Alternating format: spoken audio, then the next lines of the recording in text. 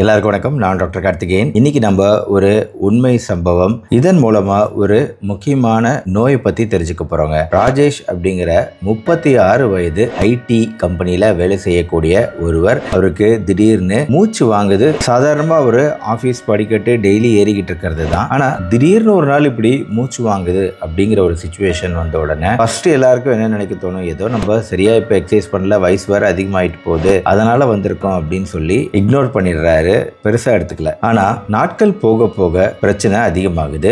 சாதாரண வேலைகள் செய்யும் போது கூட மூச்சு வாங்குதல் அப்படிங்கிறது அதிகமாகும் போது கொஞ்சம் பயந்துடுறாரு. டாக்டர் கிட்ட அவரும் அவரோட மனைவியும் போறாங்க. பொதுவா 36 வயசு, வேற எந்த காரணங்களோ சர்க்கரை நோயோ எதுவுமே தென்படல. இசிஜி எடுத்து பாக்குறாங்க, நார்மலா இருக்கு. எக்ஸ்ரே எடுத்து பாக்குறாங்க, நார்மலா இருக்கு. அதனால டாக்டர் மோஸ்ட்லி இது ஒரு ஆஸ்துமா மாதிரி தான் தெரியுது மூச்சு வாங்குறது அப்படின்னு சொல்லிட்டு ஆஸ்துமா நோய்க்கு உண்டான இன்ஹேலர் மருந்துகள் எல்லாமே கொடுக்கிறாரு. ஆனா இந்த இன்ஹேலர் யூஸ் பண்ணியுமே இந்த மூச்சு வாங்குதல் அப்படிங்கிறது குறையலங்கிறதுக்கு மாறா அதிகமாகிட்டே போகுது. இப்போ இது ஸ்டார்ட் பண்ணி ஒண்ணு கேட்கல அப்படிங்கும்போது 2 வாரத்திலே திருப்பி டாக்டர் கிட்ட போறாங்க. அப்போ டாக்டர் போன வாட்டியே நான் டெஸ்ட் எல்லாம் பண்ணி பார்த்துட்டேங்க, எல்லாமே நார்மலா தான் இருக்கு, ஏதோ ஒரு மன அழுத்தம் ஸ்ட்ரெஸ் மாதிரி தான் தெரியுது, முதல்ல மெடிடேஷன் பண்ணுங்க, தியானம் பண்ணுங்க, மன அழுத்தத்தை குறைங்க, மூச்சு வாங்குதல் குறையும் அப்படின்னு சொல்லி அவரு பெருசா எடுத்துக்கல, திருப்பி அனுப்பிடுறாரு. ஒரு நாள் படுக்கையில் இருக்கும் போதே தூங்க முடியாம மூச்சு வாங்குதல் அதிகமாகுது ராஜேஷ்க்கு.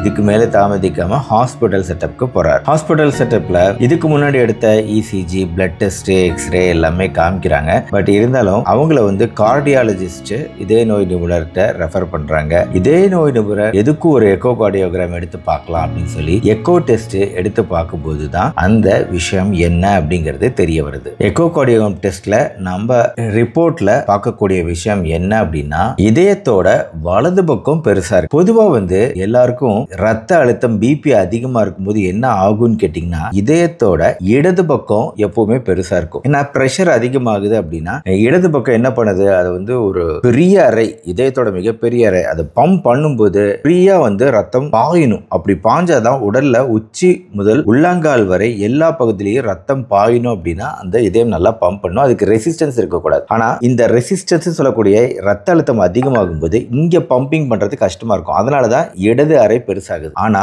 ராஜேஷ்க்கு எக்கோ கார்டியோகிராம்ல நம்ம பார்க்கக்கூடிய விஷயம் வலது அறை பெருசா. கார்டியாலஜிஸ்ட் என்ன சொல்றாரு அப்படின்னா, ராஜேஷ்க்கு வந்திருக்கக்கூடியது பல்மனரி ஹைப்பர் டென்ஷன், நுரையீரல் ரத்த நாளங்கள்ல அழுத்தம் அதிகமா இருக்கு, அதனால வந்திருக்கக்கூடிய பிரச்சனைன்னு சொல்றாரு. இது என்னங்கிறத உங்களுக்கு புரியுற மாதிரி சொல்லணும் அப்படின்னா, இதயத்தோட இடது பக்கம் உடம்பு முழுக்க ரத்தத்தை சப்ளை பண்ணுது. ஆனா இதயத்தோட வலது பக்கம் நுரையீரலுக்கு மட்டும்தான் ரத்தத்தை கொடுக்குது. எதுக்காக ரத்தத்தை கொடுக்குது? நுரையீரலுக்கு ரத்தத்தை கொடுத்து நாம இழுக்கக்கூடிய அந்த ஆக்சிஜனை கலக்குது ரத்தத்தோட.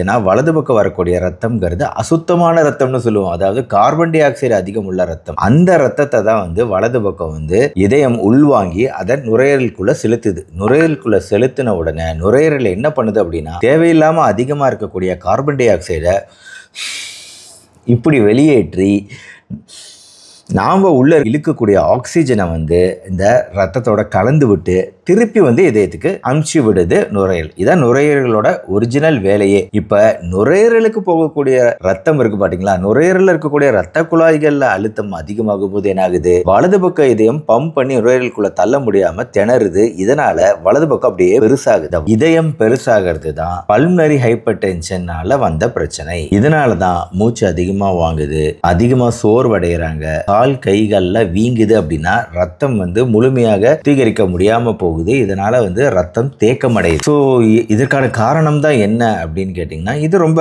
அரிதான ஒரு விஷயம் தான். குறிப்பா மரபணு பிரச்சனைகள் குடும்பத்துல வேற யாருக்காவது இருக்கு அப்படின்னா, இப்ப ராஜேஷ் பொறுத்த வரைக்கும் அவங்களோட டிஎன்ஏ மரபணுல இருக்கலாம். ஸ்க்ளீரோடெர்மா, லூப்பஸ் போன்ற அரிதான ஆட்டோ இம்யூன் நோய்கள்லாம் இருக்கு. இந்த நோய்களோட ஒன் ஆஃப் த மேனிஃபெஸ்டேஷனா இந்த பிரச்சனையும் ஏற்படலாம். நுரையீரலோட ரத்த குழாய்களோட அழுத்தம் அதிகரிக்கிறதுங்கிறது. சில பேருக்கு பிறக்கும் போதே இதய குறைபாடுகளோட இருக்காங்கன்னா அவங்களுக்கு இந்த பிரச்சனை வரலாம். ஆனா ராஜேஷ்க்கு வந்திருக்கக்கூடிய பிரச்சனை இது எதுவும் கிடையாது. சிஓபிடி, ஸ்லீப் ஏப்னியா, அதாவது கொரட்டை அதிகமா விடுற. கொரட்டை விடும்போது கொரட்டை என்னோட வீடியோ பார்த்தவங்களுக்கு எல்லாம் தெரியும், அந்த கொரட்டை விட்டுக்கிட்டு இருக்கும்போது நல்லா ஆழமா அப்படியே அடைக்கும், ஆழமா வேகமா விடுவாங்க, அப்படியே மூச்சை நிறுத்தினாப்ல ஸ்லீப் ஏப்னியா அப்படின்னு சொல்லுவோம். மூச்சு விட மறந்துடுவாங்க அப்படிங்கறத விட அந்த மூச்சு விடும் இயக்கமே கொஞ்ச நேரத்துக்கு தடைபடுது, அப்புறம் மறுபடியும் மூச்சு விட ஆரம்பிக்கிறாங்க. முடியாது. ஸோ இது வந்து தொடர்ந்து அந்த குரட்டை விடுறவங்களுக்கு அந்த சைக்கிள் வந்துகிட்டே இருக்கும், திருப்பி திருப்பி வந்துகிட்டே இருக்கும். அதனால நல்லா குரட்டை விடுவாங்க, ஒரு சத்தம் வரும், அப்புறம் அமைதியா இருப்பாங்க, மறுபடியும் குரட்டை விடுவாங்க. பார்த்தீங்களா, இது வந்து ஸ்லீப் ஏப்னியா. இந்த ஸ்லீப் ஏப்னியா தான் மிக முக்கியமான காரணம். இன்னொன்று வந்து சிஓபிடி. இது ரெண்டும் பொதுவான காரணங்கள். சிஓபிடி ஸ்மோக்கிங் அதிகமாக பண்றாங்க பார்த்தீங்களா, நேச்சுரலா வந்து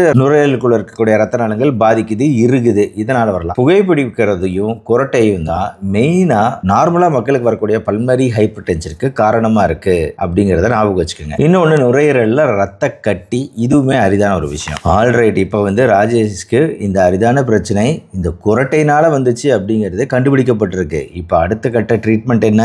ஃபர்ஸ்ட் நுரையீரலோட ரத்த அழுத்தத்தை குறைக்கக்கூடிய மருந்துகள் கொடுக்கணுங்க. கொஞ்சம் அது ஃப்ரீயா விரிவடையணும், அதுக்கும் மருந்துகள் இருக்கு. சில்டினஃபில் அப்படிங்கிற மருந்து, இதுதான் வயாகரா அப்படின்னு சொல்லுவான். அது வந்து ரத்த நாளங்களை விரிவடைய வச்சு ரத்தம் நல்லா பாயறதுக்கு உதவி செய்யக்கூடிய ஒரு மருந்து. சில்டினஃபில் தான் இதுக்கான உண்மையான மருந்து. ஆனா வயாகரா வேற பல விஷயங்களுக்கும் யூஸ் பண்ணப்படுது. ரெண்டாவது பொசான்டான், இது ரத்த நாள சுருக்கத்தை குறைக்கும். மூணாவது டயூரிட்டிக்ஸ், அதாவது வந்து ரத்தம் தேங்குது பாத்தீங்களா, அங்கங்க ரத்தம் தேங்குது, அப்ப ரத்தம் வெளியேற்றுவதற்கான, உடம்பில் தண்ணீர் அளவுகளை குறைப்பதற்கான, வீக்கத்தை குறைப்பதற்கான மருந்துகள் தேவை. அதுதான் டயூரிட்டிக்ஸ். இந்த மருந்துகள் மட்டுமே பத்தாது. இப்ப ராஜேஷோட கண்டிஷன் பொறுத்த வரைக்கும் தூக்கத்தில் குரட்டை, இதை வந்து எப்படி சரி செய்யறது? அதை சிபாப்னு இருக்கு, கண்டினியூஸ் பாசிட்டிவ் ஏர்வே பிரஷர் அப்படின்னு சொல்லக்கூடிய ஒரு மிஷின். இது வந்து தொடர்ந்து வந்து மூச்சு விடும் விஷயத்தை அது கவனிச்சுக்கும். இந்த சிபாப் உபயோகப்படுத்துறது தூக்கம், ஆழ்ந்த தூக்கம் வருவதற்கும் உதவி செய்யக்கூடியதா இருக்கும், குரட்டையும் குறையும். எல்லாருக்கும் குரட்டை விடுறவங்களுக்கு இது தேவையில்லை. ஆனா இந்த மாதிரி தீவிர பிரச்சனை யாருக்காவது அரிதா ஏற்படும் போது கொஞ்சம் அடுத்த கட்ட மருத்துவமுக்கு போறதுங்கிறத தவிர்க்க முடியாது. வெறும் மருந்துகளை நம்பி இருக்க முடியாது. தேவைப்படும் போது கூடுதலா ஆக்சிஜன் கொடுக்க வேண்டியிருக்கும், ஆக்சிஜன் கொடுக்கணும். ஆக இந்த மாதிரி மருந்துகள் மட்டும் இல்லாம ராஜேஷ் தன்னோட வாழ்க்கை முறையும் கொஞ்சம் மாற்றிக்கிட்டாரு. நிறைய பழங்கள்,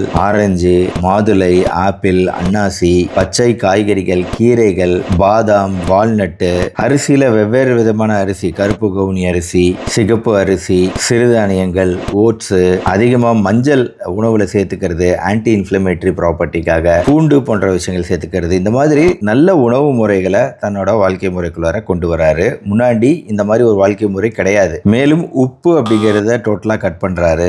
எண்ணெயில் பொரித்த விஷயங்கள், வெளியே சாப்பிட்றது, பேக்கரியில் சாப்பிட்றது எல்லாத்தையும் கட் பண்றாரு. சர்க்கரையை டோட்டலா கட் பண்றாரு. ஈவன் டீ காஃபியில் இருக்கக்கூடிய கஃபீன் கூட நல்லது கிடையாது, அதனால அதையும் கட் பண்றாரு. மேலும் தினசரி 20 நிமிஷம் நடைபயிற்சி, பிராணயாமா, யோகா, இந்த மாதிரி விஷயங்களும் செய்யறாரு. கொஞ்சம் நல்லா ராஜேஷ் கேட்கக்கூடிய விஷயம், நான் இன்னும் கொஞ்சம் நல்லா ஹெவியா ஓடட்டுமான்னு. நோ, தீவிரமான உடற்பயிற்சி அப்படிங்கிறது வேண்டாம். இந்த மாதிரி கண்டிஷன்ல வந்து நம்ம பொறுமையா நிதானமா கொண்டு போகணும் ட்ரீட்மெண்ட்டை. அதனால கடினமான உடற்பயிற்சிகள் செய்ய வேண்டியதில்லை பல்மரி ஹைப்பர்டென்ஷன் இருக்கும்போது. ஆனா உடல் எடையை வந்து கரெக்டா மெயின்டைன் பண்ணணும். பிஎம்ஐ கரெக்டா இருக்கணும், பாடி மாஸ் இண்டெக்ஸ். புகைப்பிடித்தல், ஆல்கஹால்லாம் முன்னாடி இருந்திருக்கு, அதையெல்லாம் டோட்டலா கட் பண்ணிட்டார். நல்ல தூக்கம், 7 to 8 மணி நேரம் ரெகுலர் தூக்கம், ரெகுலர் செக்அப், இது வந்து இன்னைக்கு ராஜேஷோட வாழ்க்கை முறையை மாற்றி அமைச்சிருக்கு. இந்த ட்ரீட்மெண்ட்டும் உணவு முறையும் இப்போ நார்மலா ஆபீஸ்ல படியேறி போக முடியுது, பழைய வேலைகளை ராஜேஷால செய்ய முடியுது. பல்மனரி பிரஷர், அந்த நுரையீரலோட பிரஷரும் பெரிய லெவல்ல குறைச்சிருக்காரு. அதனால இன்னைக்கு நீங்க பல்மனரி ஹைப்பர்டென்ஷன் பற்றி தெரிஞ்சுக்கிட்டீங்க.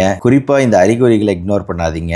மூச்சு வாங்குறது, மார்பு வலி, கால் கணுக்கால் வீக்கம், 2 கால் கணுக்காலும் வீங்கி இருக்கிறது, அதிக சோர்வு, மயக்கம் வருதல், நீல நிற உதடுகள், ஃபிங்கர் நெயில்ஸ்லாம் நீல நிறமா மாறுறது, இந்த மாதிரி அறிகுறிகள் இருக்குன்னா கண்டிப்பா இக்னோர் பண்ணாதீங்க. ஒரு செக்அப், ஈவன் எக்கோகார்டியோகிராம் டைரக்டா பிரச்சனை என்னங்கிறத காட்டும் எக்கோ. மற்றபடி ஒருவேளை தூக்கம் தான பிரச்சனை அப்படின்னா ஸ்லீப் ஏப்னியா ஸ்டடி பண்ணி பார்க்கணும். உண்மையிலேயே ப்ராப்ளம் இதனால தான் வந்துச்சா அப்படிங்கிறதெல்லாம் தெரிஞ்சுக்கலாம். பல்மனரி ஹைப்பர்டென்ஷன் வந்து ரொம்ப ஈஸி கிடையாதுங்க, ஒரு சீரியஸ் கண்டிஷன். இதை வந்து நான் ரொம்ப பாசிட்டிவா அப்ரோச் பண்ணி சொல்லியிருக்கேன். ஆனா சீக்கிரமா early diagnosis பண்றது, சீக்கிரமா அதை கண்டறிதல் மிக மிக முக்கியம். இதை மேனேஜ் பண்றதை பொறுத்த வரைக்கும் நீங்க நிறைய advanced treatment, gene therapy, stem cell therapy இருக்கு. ஆனா இதெல்லாம் ரிசர்ச், ஆராய்ச்சி பூர்வமாக தான் இருக்கு, இன்னும் வரல. நம்ம வந்து சிம்டமேட்டிக்கா இதை வந்து எப்படி நம்ம ட்ரீட் பண்ணலாம் அப்படிங்கிறதுல தான் இப்போ நம்ம கவனம் எல்லாம் இருக்கே தவிர, இதை வந்து ஆதார காரணம் என்னவோ அது குணப்படுத்தக்கூடிய லெவல்ல இன்னும் ட்ரீட்மெண்ட் வளரல. குறிப்பா வந்து ஆட்டோமியூன் வாதிகளுக்கு ஸ்லீப் ஏப்னியா, இவருக்கு வந்து இந்த குரட்டை தான் பிரச்சனைங்கிறதுல குரட்டையை குறைச்சோம் அப்படின்னா ஆட்டோமேட்டிக்கா இந்த பிரச்சனையும் குறையுது. அந்த மாதிரி ஈஸியா எடுத்துட்டா பரவாயில்ல. ப்ராப்ளம் வேற மாதிரி கண்டிஷனால வந்துச்சுன்னா அப்ப அதை குணப்படுத்துறது கொஞ்சம் கஷ்டம். ஆக இந்த மாதிரி பாடி சிக்னல்ஸ் இக்னோர் பண்ணாதீங்க. கரெக்டான டாக்டரை கண்டுபிடிச்சு நீங்க டெஸ்ட் பண்ணிக்கிறது இங்க முக்கியம். பல்மனரி ஹைப்பர்டென்ஷன் நிறைய சமயம் டாக்டராலவே மிஸ் பண்ணப்படக்கூடிய ஒரு நோய்ங்கிறத புரிஞ்சுக்கோங்க. ஃபர்ஸ்ட் ஆஸ்துமா அப்படின்னு தானே டயக்னோஸ் பண்ணாங்க, அப்புறம் மன அழுத்தம்னு சொன்னாங்கல்ல. அதனால ஈஸியா வந்து நம்ம மிஸ் பண்ணக்கூடிய வாய்ப்பு இருக்கு. அதனால இந்த தகவல் உங்க ஃப்ரெண்ட்ஸ் அண்ட் ரிலேட்டிவ்ஸ் போய் சேரணுங்கிறதுனால இந்த வீடியோ ஷேர் பண்ணுங்க. இந்த வீடியோ பிடிச்சிருந்தா லைக் பண்ணுங்க. நம்ம சேனல் டாக்டர் கார்த்திகேயன் தொடர்ந்து சப்ஸ்கிரைப் பண்ணி ஃபாலோ பண்ணுங்க. இந்த மாதிரி உபயோகமான மருத்துவ தகவல்கள் தெரிஞ்சுக்க மறுபடியும் நாளைக்கு பார்ப்போம். நன்றி, வணக்கம்.